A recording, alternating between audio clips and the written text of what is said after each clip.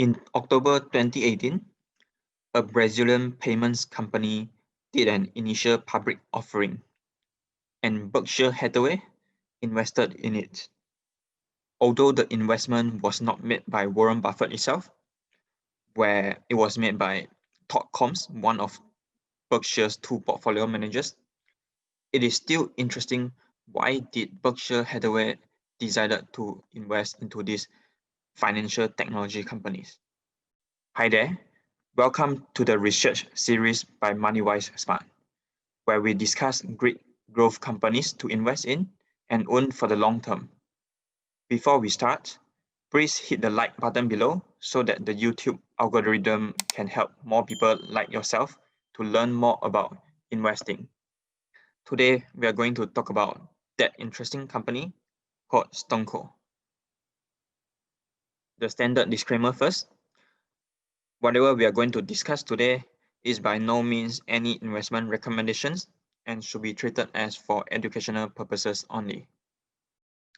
So for this company, we have actually done a deep dive analysis into the various aspects of this company, including the company business overview, what are their moat and advantages, how does the industry look like and the competition look like, what are the risks facing this company and the risks facing us and an investor, who are the management, are they good, how do the financials look like, and what's the valuation of this company. And you can see here, it goes to more than 150 pages of slides, but don't worry, today we are not going to discuss all of them.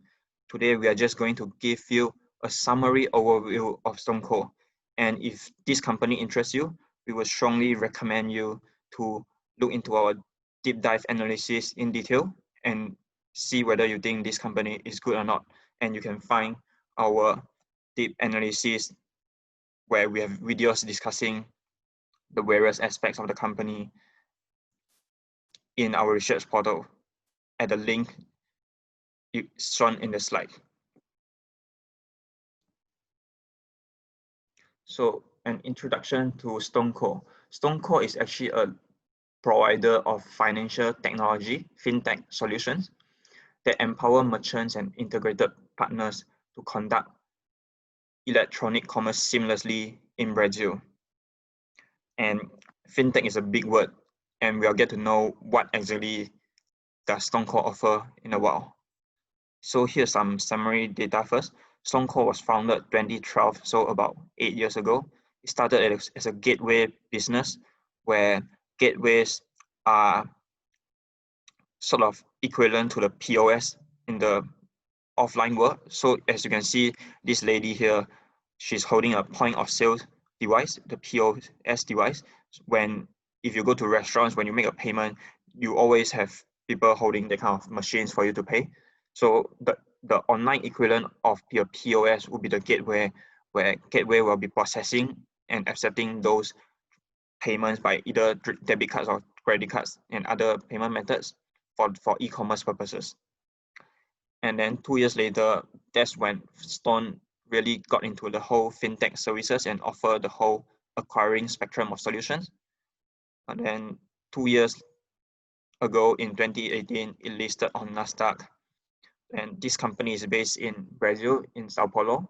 It had about 6,000 employees as of the end of last year, and is the largest independent merchant acquirer, or the fourth largest if you include those non-independent parties in Brazil in the last 2 years. Stones serve about 500,000 of active clients in Brazil as of last year and process a total payments volume of about Brazilian real $130 billion. Its goals are to focus on empowering their clients to grow their business well and to help them conduct their commerce and run their operations better. And in doing so, they are really focused on having a very client-centric culture to not just serve the customers, but actually delight them in terms of solutions or service. So now let's look at a short video about StoneCo, which I think would give you a better idea of how this company looks like and what it does.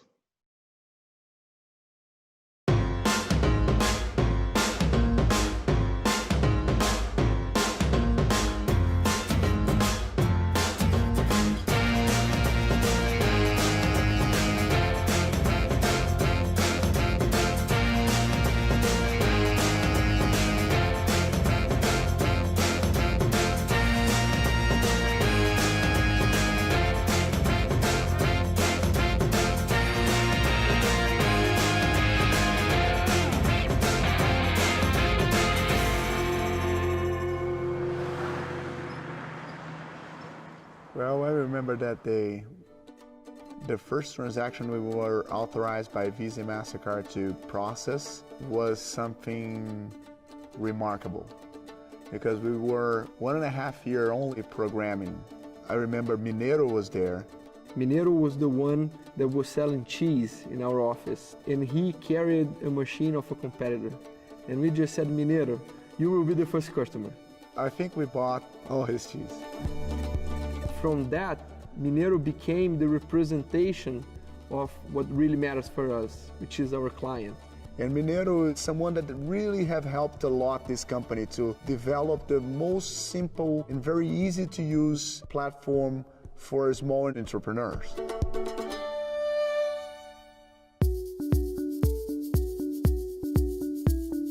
My partner and I, we developed and started companies in this industry for a long time, and I think that helped a lot for us to start Stone and to build the culture that we have today that is all about transforming this industry in Brazil.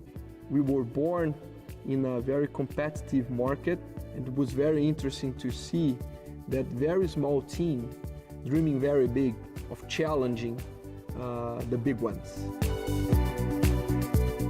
Brazil is a very big market. Sometimes people talk about Brazil as this line from Rio de Janeiro and São Paulo, but Brazil is much more than that. Nowadays, our market has 5,500 cities. We have more than 200 million people in Brazil. The size of the market is north of 1.3 trillion reais. When we consider household consumption in Brazil, it's around 4.5 trillion reais.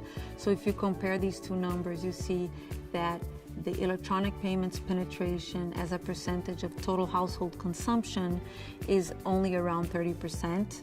And this is a small number when we compare to more developed economies. So not only is it a large market today, it's a market with a lot of upside looking to the future. Inside Brazil, we have a lot of entrepreneurs that are underserved and overcharged. Those guys were forgotten by the incumbents. Therefore, there was a big opportunity for us to deliver high quality service and a technological product that will help this client sell more and grow. The market was really asking for a good relationship, somebody that will be there to solve their problems.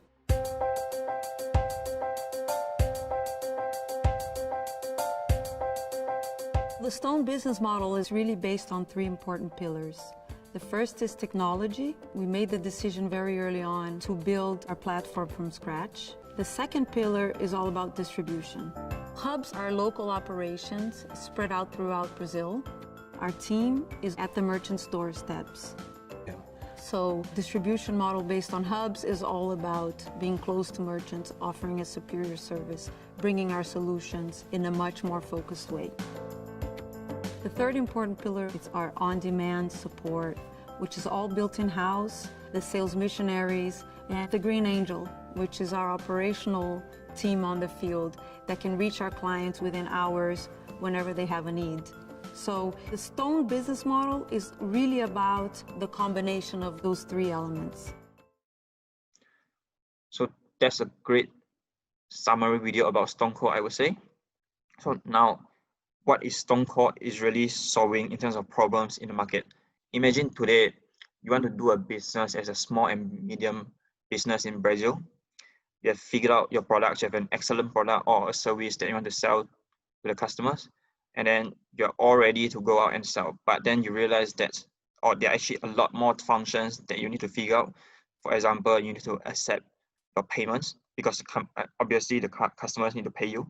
And then you might also need a banking account and services to transfer your money, pay your employees. Then on top of that, you might want to use softwares to help to run your operations more efficiently. And so for the first few parts on the acquiring the payments and banking service, you'll be looking at the market and you think, who can I go to? Of course, there are the traditional banks, the big banks out there, and their affiliates who provide all these services. But in Brazil, those banks are really underserving the customers and also overcharging them because they have older technology, less effective distribution network. And then if you deal with them, you have to deal with their bad customer services and logistics support. if you want to get a point of sale device from them. Other than that, when you come to think about what software you can use to run your business efficiently, you need an ERP or enterprise resource planning software to manage all your in-house operations.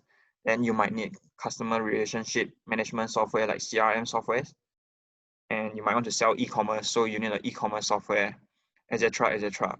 But all these options are so confusing to you, and you are just thinking, is there any one single partner where I can just talk to them and I get a full set of great products, great solutions seamlessly? So that is where StoneCo comes in, where StoneCo wants to become the partner of choice for historically the small and medium businesses, and increasingly to other type of customers too. So StoneCo aims to help its merchant better manage their stores and sell more, and also help them to bridge the gap between the brick and mortar channels, which are quite prevalent now in Brazil, and the digital channel, which are increasingly becoming more popular. So everything with StoneCo starts with a relationship with StoneCo's agents, where the StoneCo agent will talk to the merchant and then establish a close relationship with the merchant to help them to solve all their needs. So once a merchant signs up with StoneCo for their payments services, then within 24 hours, the green angels, as you can see on the screen here, these people who are situated close to the merchants will actually deliver the point of sales devices to the merchant within 24 hours. So imagine you sign up with StoneCo today, the next day, within 1 day, you get the point of sales device and you can start selling. Then when you grow bigger, when you want to go into e-commerce, that's where the green angels can come back and help you to do the last mile logistics. So instead of you having to going to the post office or deal with some logistics supplier to deliver your products to the customers, those green angels can actually come to your store and pick them up for you, saving you time and making you focus on your core operations more. And as we said just now, StoneCo also offers some banking and credit businesses, and then StoneCo also offers software business where it sells different type of software for different functions horizontally and also in different verticals. So it's a one-stop solution provider for you, and that's where Stone can really help the merchants well in an integrated manner. As we can see here, so actually what does StoneCo offer? First, StoneCo helps the merchants to sell more by allowing them to accept payments either for their brick and mortar business or their digital business. StoneCo also helps them to sell online. And then next, StoneCo helps the merchants to manage their business better in terms of their cash flows, their back-end software, their logistic inventory management, or even their employee productivity management tools. And StoneCo also helps the merchants to grow well by offering them different software that can help them target their customers better. For example, the marketing and business intelligence softwares. And they also provide them funding to the clients, to the merchants, if the merchants want so. And it can either come from working capital solution, where the merchant sells their receivables to StoneCo for a discount to get their cash flow earlier to run their business. Or if they need more funds, they can go to StoneCo and ask for more credit capital from StoneCo. Now, StoneCo has a very unique proprietary go-to-market approach, which they developed in 2014, called the Stone business model. And this is actually a very powerful part of the business. And it's developed by the lady called Leah Matos that you see in the video just now. So it consists of three main elements. The first one being the advanced technology, where StoneCo has built its technology or platform for the payments and acquiring business from scratch in 2012 to 2014. And then later on, they built the platform for business and banking and credit business, and then integrate it with the acquiring business seamlessly. And this is quite rare in the market, where if you are dealing with the banks, you might be dealing with one party platform for your gateway business, and then you might be dealing with another platform for the risk management function, and then another platform for the actual processing of the payments, where data doesn't flow seamlessly and things will just break down at certain parts of the chain. So that's where StoneCo is strong in having an advanced technology as part of the Stone business model. The second element is again very unique, where StoneCo has a hyper-local distribution model where it sets up local hubs, which they call the Stone hubs, in different cities in Brazil close to the customers, so that they can actually go to talk to the merchants easily and really understand what are their needs and solve their problems. The third element of the Stone model is that StoneCo focuses a lot on a customer-centric approach, where it provides on-demand support to its clients, including the small and medium business merchants, the digital merchants who sell online, and also other integrated partners, including the global payment service providers, the marketplaces, so think eBay or Amazon in Brazil, and other independent software vendors that choose to use or integrate Stone's payment services.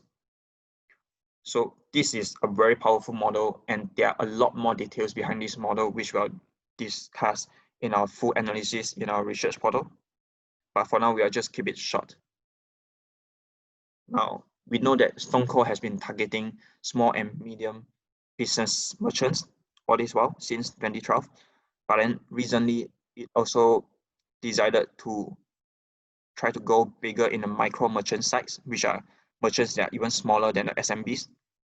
But StoneCo knows what it is good in and what is not as good in.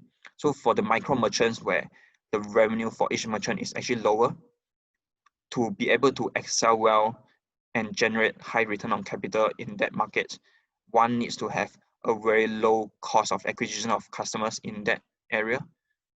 And which is why StoneCo decided to stop its old business focus on micro merchants and partner with a big player in that area instead, which they partner with Grupo Globo in the second quarter of 2019, where Grupo Globo is the largest broadcast TV network in Brazil. So it can reach out to all these micro merchants, which sometimes can be just like one or two people as a business running the business easily. And they managed to launch it under a new brand called Ton in March of 2020. So there's a new market that StoneCo can scale in going forward. So StoneCo actually adopts a multi-product strategy to drive shareholder value, where on top of just selling their payments and acquiring businesses, where they need to acquire the customers, once they acquire all these customers, they actually want to leverage on that to sell them more things, upsell them or cross-sell them solutions to drive the lifetime value of the customers. So things that StoneCo upsells include softwares like reconciliation software for the merchants to reconcile their data easily and manage their cash flow better. And then StoneCo also provides them point of sale and electronic resource planning systems to manage their operations backend. And they also have ERP system for different verticals sometimes, if the verticals are niche. Then, like we mentioned before, Stone also offers customer relationship management software to target their customers better, gateway services for e-commerce solutions, and banking and credit solutions, which they launched recently in late 2019 and early 2020. So as we can see here, for the payments or acquiring business, StoneCo has about 500,000 merchants as of the end of 2019. And Stone also has about 140,000 merchants that use at least one of the softwares, with most of them using also the payments services. So you can see that's about 27% of the 500,000 merchants. So Stone, with their existing distribution network, can keep talking to these merchants to try to upsell them some of those software services or banking or credit services at very little marginal cost, because they've already established that distribution network. Now let's have a bit of more details into what a software that Stone offers. So Stone has been acquiring companies in software fields throughout the years. For example, in 2016, they paid about 22 million Brazilian real for 44% of a reconciliation software called Equals. And then in the next few years, Stone paid a few million Brazilian reals to 14 million Brazilian reals for minority stakes in various businesses in CRM, loyalty, ERP, POS, or other solutions. And StoneCo usually start with a minority investment in those companies with a call option for them to increase their stakes to 50% or more to gain control down the road. And the largest deal in the pipeline is the acquisition of Links, which is the largest retail software platform in Brazil. That's a market leader with high stickiness, customer stickiness, which is a very good deal for StoneCo to become a one-stop merchant for the SMBs. And that's a deal worth about 6 billion Brazilian reals for 100% of Links. It's still subject to regulatory approval, but StoneCo thinks that it will be approved in the second half of 2020. Now let's look at StoneCo's strategy for their ABC platform, where A stands for acquiring, B and C stands for banking and credit. So StoneCo used to have these three businesses where they started either in 2012 or to 2014, and then in around 2019 separately. They have these platforms separated, but they might finally manage to integrate them in a seamless way in 2020.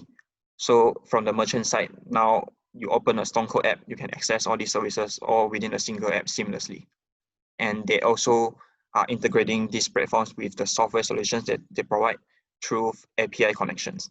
So it will be very convenient and easy for the merchants to deal with all these services. So why is this strategy important? Or why is Stone trying to build this ecosystem of ABC plus software? It's because it will give a lot of value to the clients, and Stone wants to help their merchants to grow well. So they want to solve their problems and their needs. Where with these services, the client can manage their business better, sell more at a lower cost, and save their time, overall resulting in efficiency gain and grow their business better. While at the same time, it also provides a lot of value to Stone, where once they have higher engagement with the clients will become sticky with them, reducing the churn. And then when Stone sells them more and more solutions, that increases the yield per customer, ultimately driving the lifetime value of those customers and yield to Stone. And the CEO, Thiago Pell, probably put it very well, where he said that StoneCo is trying to build an ecosystem of solutions in the software, payment, banking, and credit space that not only resonates with the client's needs, but are also integrated both in terms of technology and customer service. And this is something that is really strong, that no other player has been doing it very well in the market.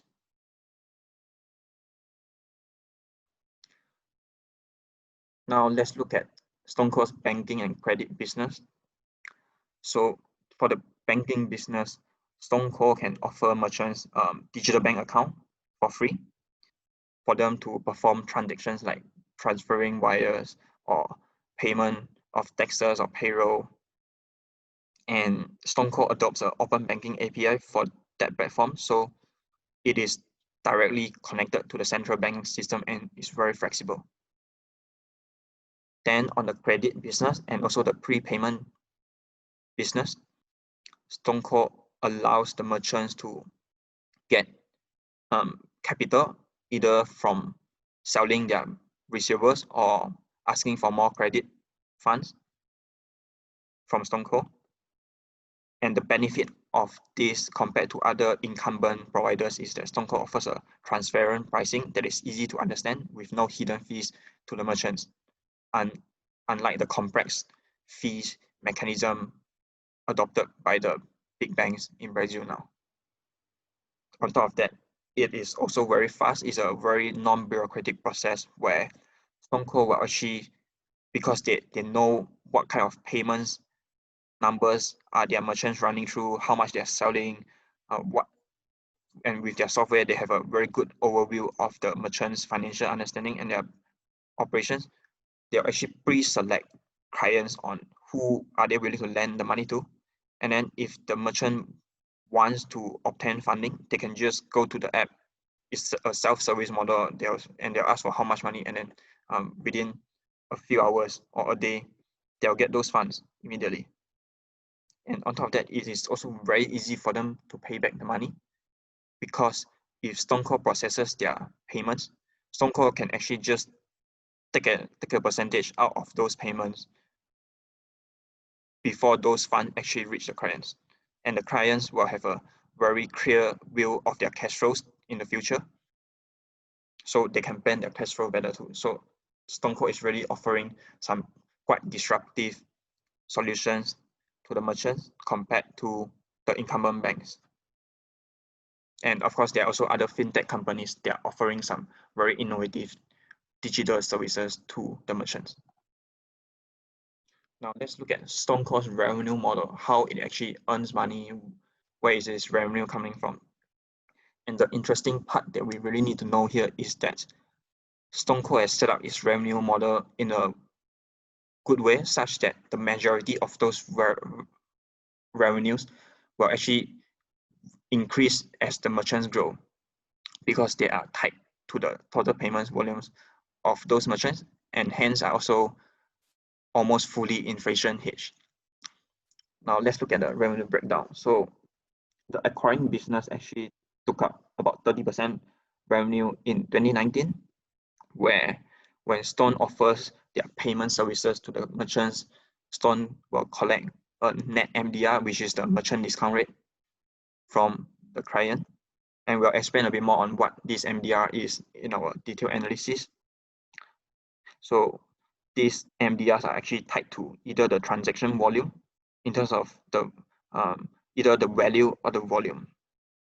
So as the TPV of the merchants grow, this revenue stream will grow too. Or alternatively, some of the services are tied to per transaction basis, so they charge a fixed fee for their gateway services per transaction. And as the number of transactions grow, this revenue stream will grow too.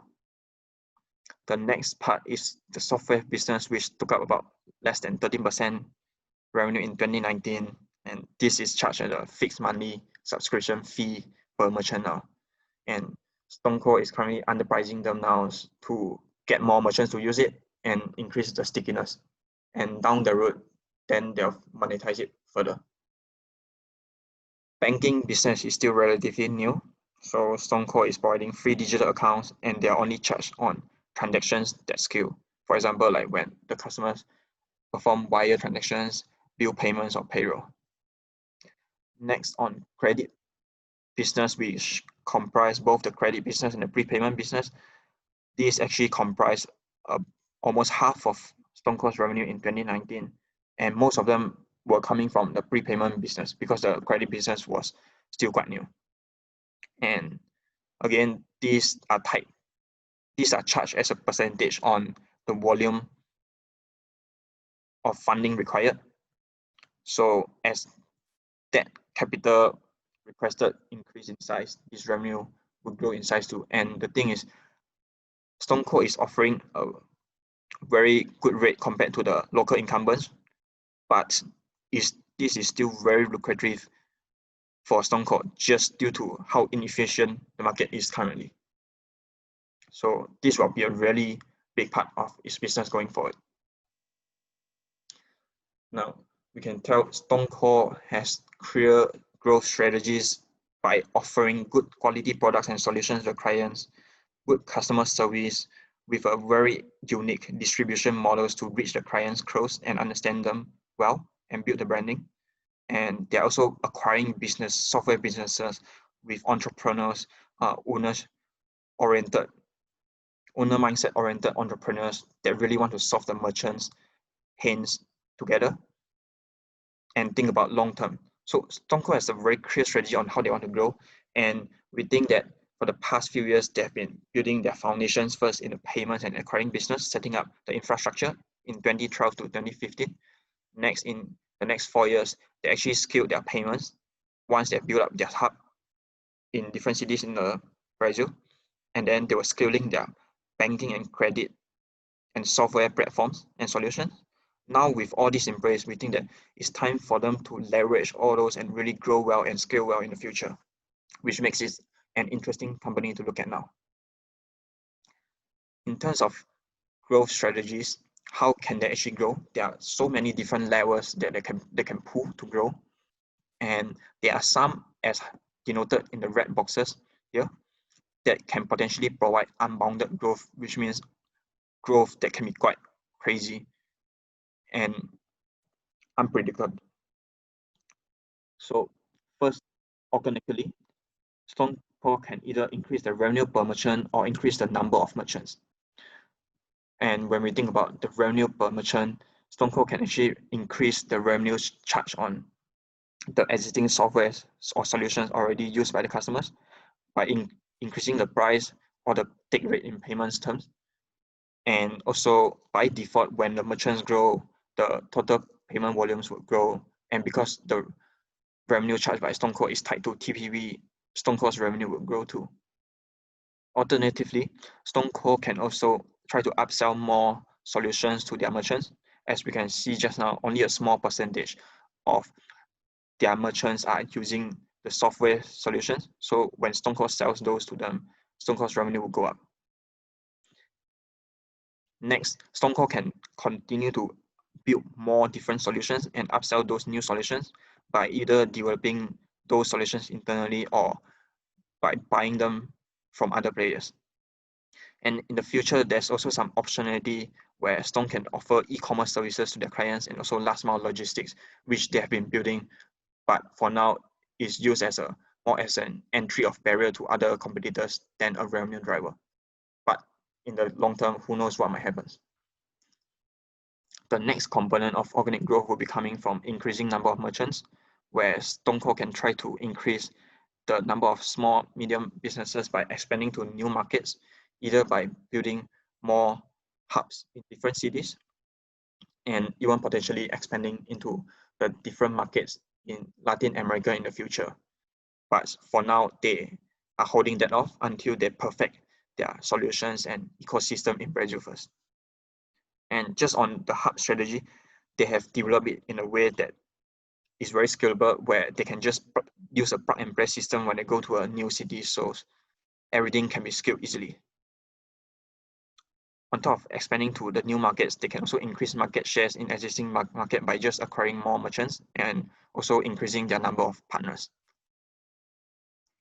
Next, they can also penetrate the micro merchants segment more, which they are doing now with Grupo Global under the brand Ton. On top of organic growth, StoneCo can also explore inorganic growth, which it has been doing by performing M&A, either strategic acquisitions like the latest one with Links in 2020, which will be a really big deal, or by buying software companies, starting with minority stake with call options to control them later.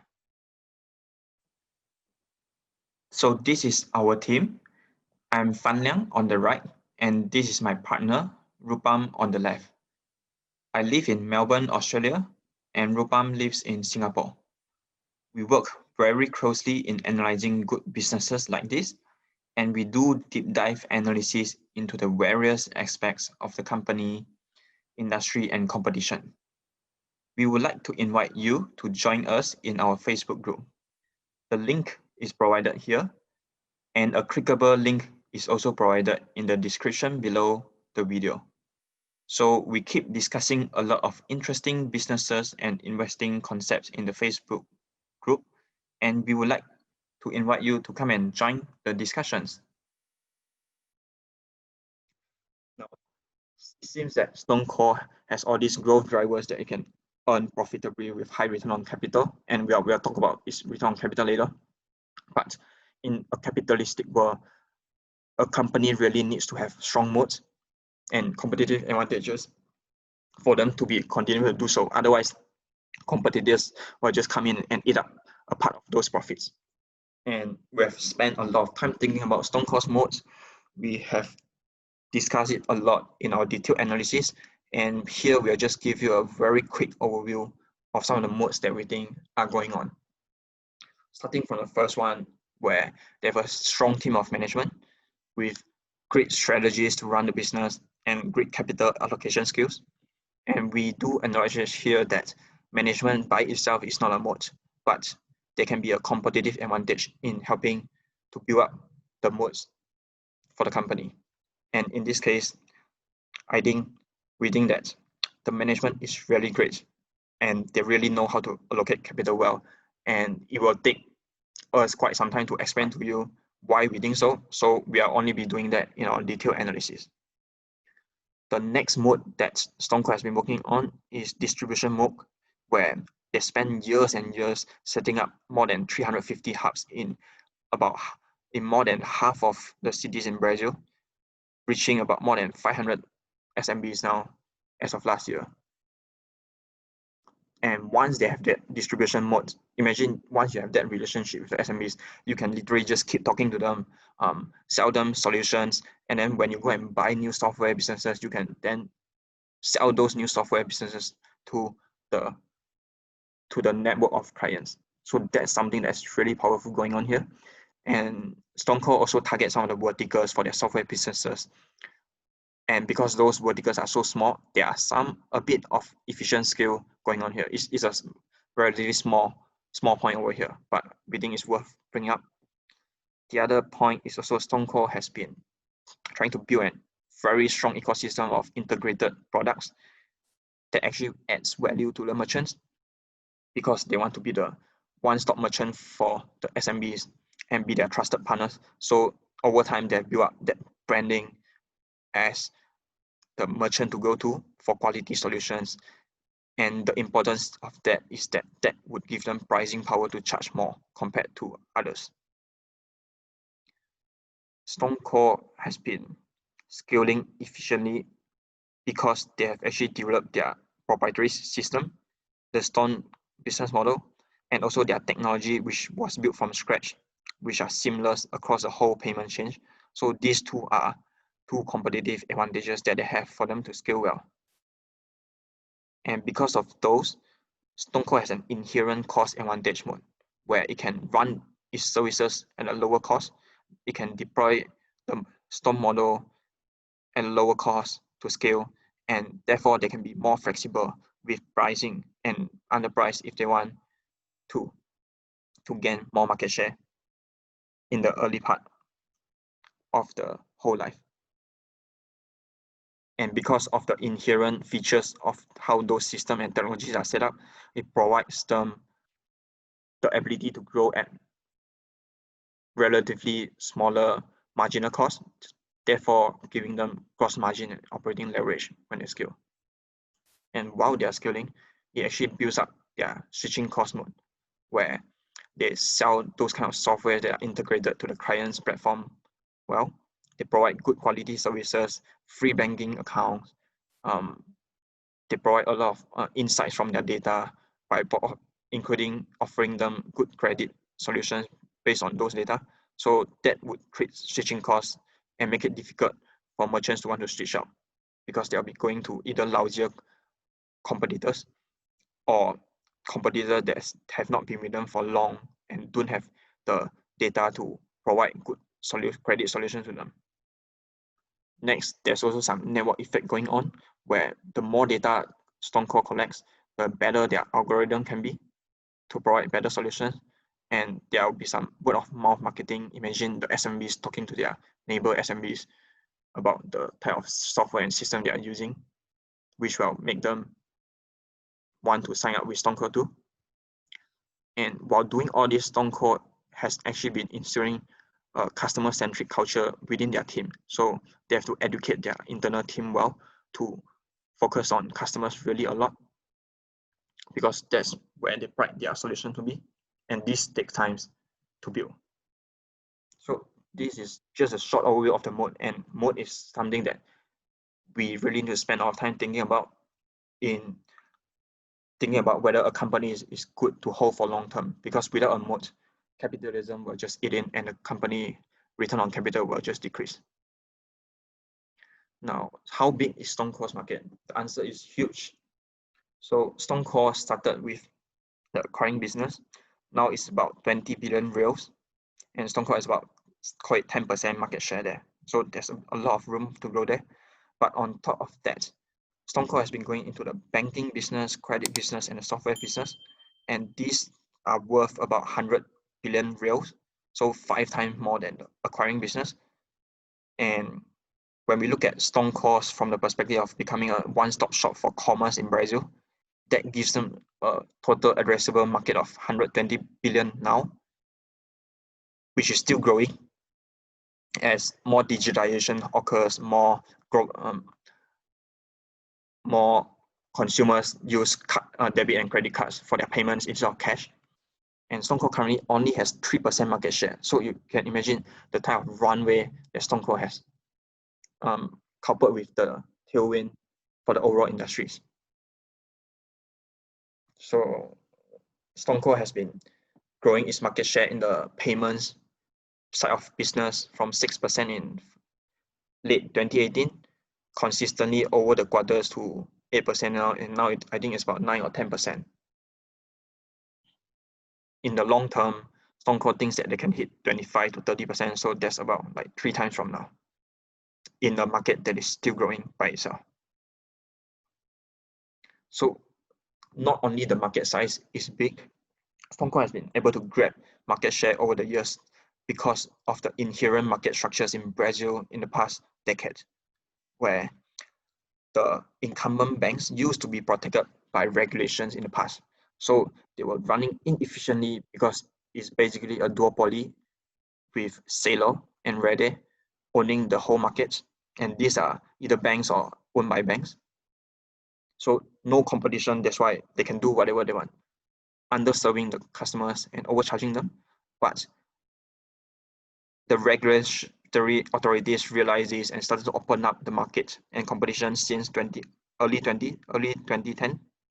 And today you can see there are more players, including StoneCo, GetNet, which is the third largest player now in Brazil, and also Adyen, which is a global payment service provider, which is also a very interesting company which we cover in our research series separately. Now, looking at the timeline here, as we have mentioned, in the 2000s, the incumbents were protected, largely inefficient, with 2 or 3 companies dominating the whole market.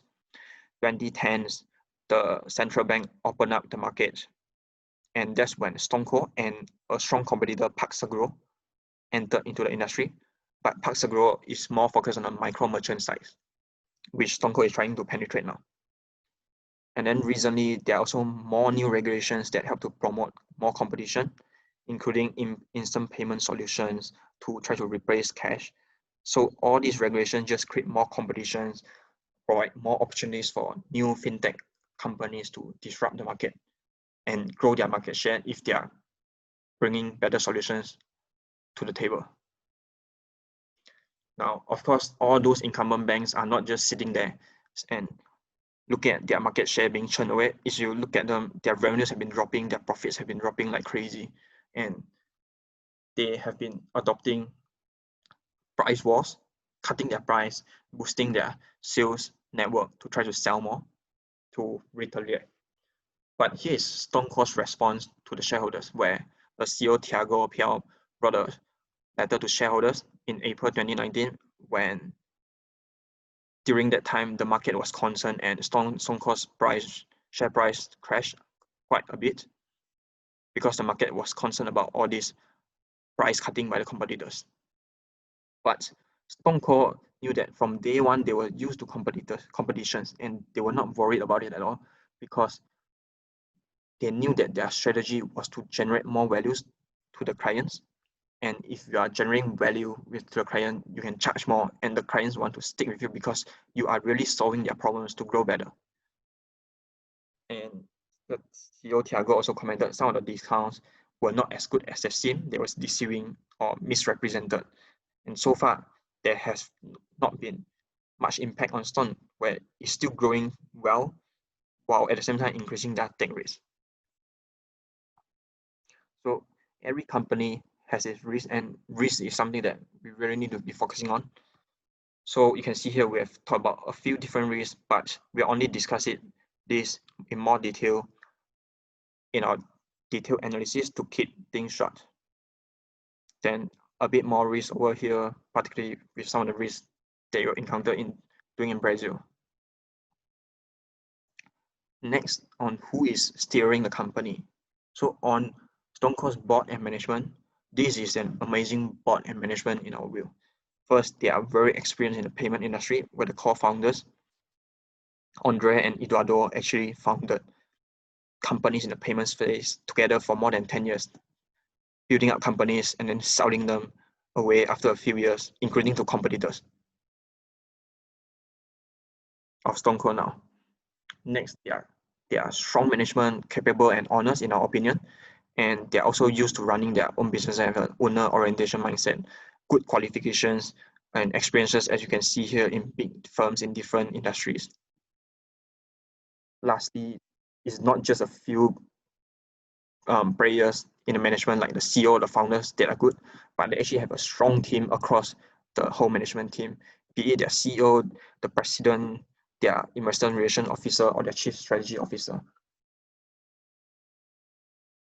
So a bit of details on the board here. Andre and Eduardo, the co-founders who are still quite young. You can see within the board, most went to either Harvard Business School or have an MBA or EMBA. They've mostly either founded companies or they have background in various type of firms, in good firms, and they're still all very young. The same thing for their managements, all pretty young, less than 43 years old, either Harvard Business School alumni or founded companies or were partners or executives in big firms before. And the interesting thing here is usually during earnings calls, you'll see that the founder or the CEO are actually the one answering all the questions and redirecting them when needed. But StoneCo's case, everyone actually has a role, and they know everyone has their own areas to cover, and depending on the questions, the person who are most responsible for that role would actually have a go first at answering those questions. So you can see the responsibilities are very well spread out here, and the team is strong across the board. And everyone understands the strategies well. And of course, the CEO is usually still the best, where he will usually add on to comments made by others, and his points usually touch on the overall strategy and really provides a lot of thinking to us on how they are thinking about running their own company. On share ownership, StoneCo is still largely controlled by the two co-founders through a different type of Class B shares with more voting rights than the Class A shares. The co-founders now own about 3% of total shares. One not that good thing is that the management don't really own much shares. Maybe because they are too young, I'm not sure. But they only own less than 1% is concentrated in just two of the management.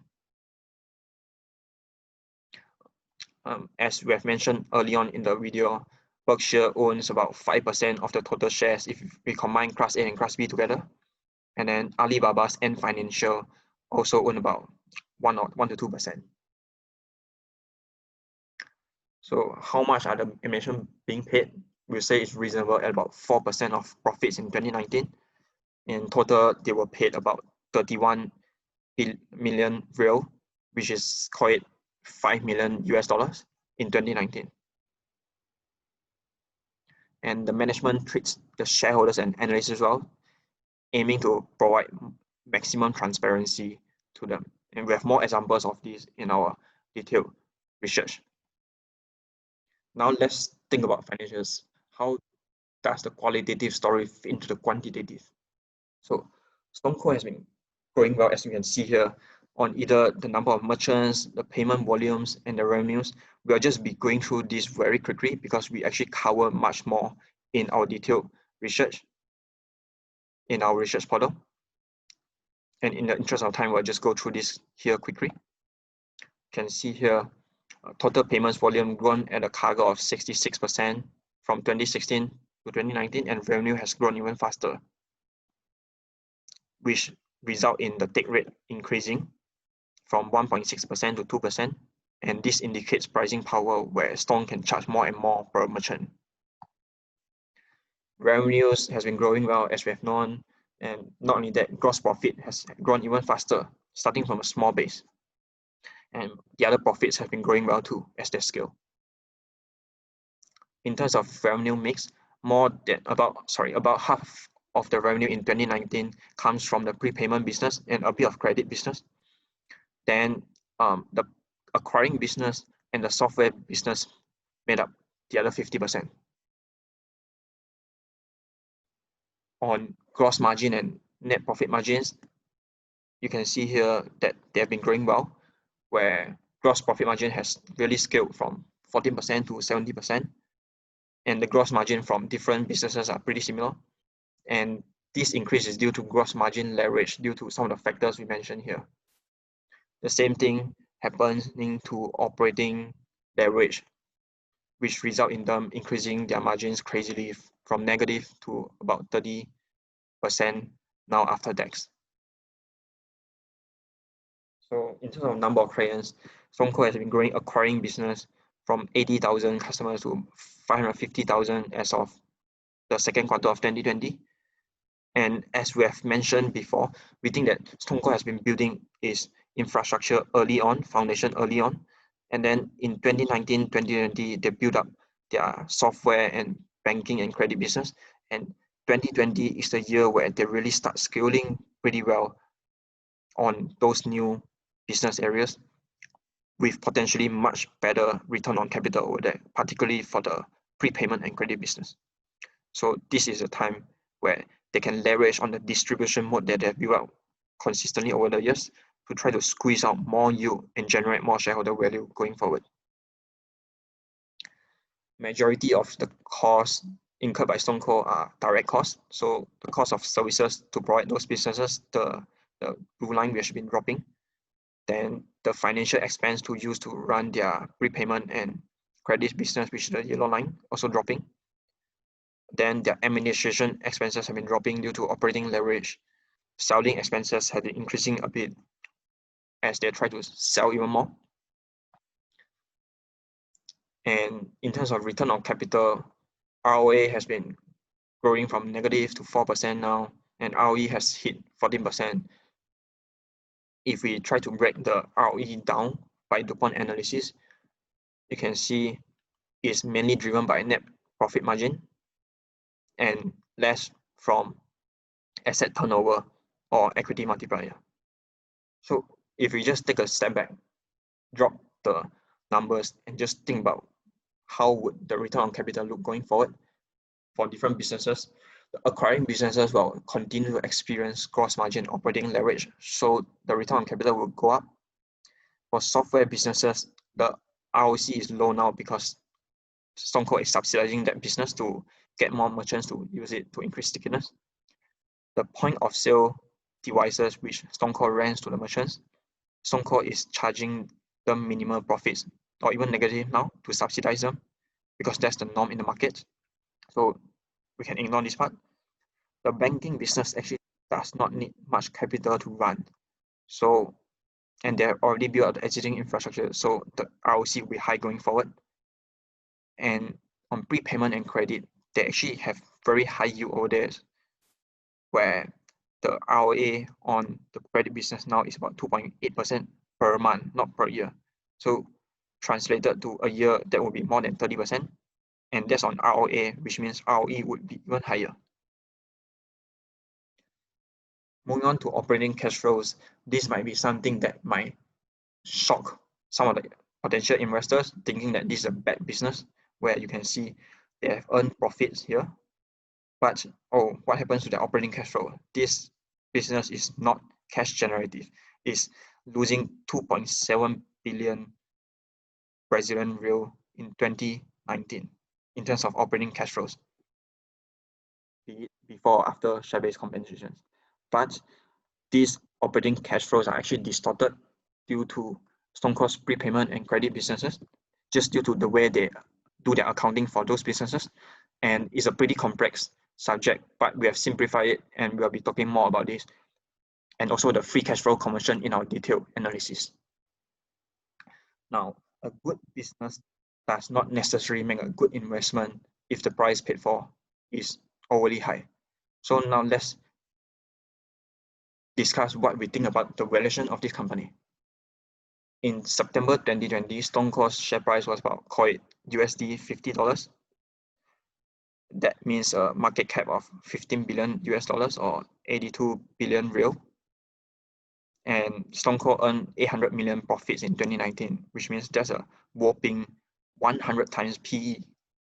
Is this high? I think the answer depends. And we think that estimating StoneCo's future growth is not easy. A lot of growth have been built in, but there's actually a very simple and elegant way to think about this instead of just throwing things like a dart on the board. But to be able to understand the value of a company well, we think that one really needs to understand the business better first, because without understanding how the business works, how things are recorded, what is the moat, what are the initiatives, what are the return on capital on different things, what are the competitive markets, etc., one would never be able to estimate the value of a company well. So, which is why we are not going to talk about it here. We will only be talking about it in our detailed analysis, where once we explain to our readers, our audience, the different aspects, the details of the business and the insights about them, I think that's only then that there will be a good time to talk about valuation. The business will come first before the valuation. And if one doesn't understand the business well, there's no point thinking about valuation because there's a high chance that it will just be wrong. So with this in mind, we can wrap this up for this sort of quick overview of the business in a nutshell, where there are positive and negative things about this company. And the positive, just to run it through quickly, is that we think there are some clear, strong moats going on. And more importantly, the management is aware of the importance of the moat and are actively trying to dig it more and more so that it becomes even harder for competitors to overtake them. The management have clear long-term strategy, allocate capital well, and cares about shareholders. The company has clear growth strategies in different areas with high return on capital, and they have strategies to achieve them, so now it's up to execution. They have also front-loaded a lot of investments, which they have expensed in their income statement, so that gives a lot of room for operating leverage and also gross margin leverage. Coincidentally, the company is in a good industry with strong tailwind, good industry and market with strong tailwind and long runway. And there are few optionalities in the future that would allow this company to grow even better in the long run. And of course, there are negatives where there are some risks affecting the prepayment business, which we'll discuss in further detail in our detailed analysis. The free cash flow conversion is not perfect due to the way they have to run their POS rental business in an asset-heavy model. But as the overall business grows faster than that, this should decline in maturity. There are forex risks, which we'll explain to in our detailed analysis, that apply for investors that do not think in Brazilian real terms. Competition and disruption in the market going on. Managements own less shares that we would like them to, although the two founders still own quite a lot of shares and another board member. And they are in Brazil, so there are macroeconomic risks affecting the small businesses more in Brazil and among various other things. So we hope that this overview summary of StoneCo hopefully gives you a better understanding of the business to start thinking about it, and we hope that it has piqued your interest. There are definitely a lot more things going on, a lot more interesting points and insights about these companies that we have explained in our detailed analysis in the research series. So which we would strongly suggest you to check it out. And with that, that's the end of this video. Thank you very much for your time. If you have enjoyed this video, do hit the like button and remember to subscribe to our channel as we keep posting about interesting companies from time to time. Do also check out our full research series where we discuss these businesses in great detail. And you can find the clickable link in the descriptions below this video. Thank you very much for your time and see you in our next video.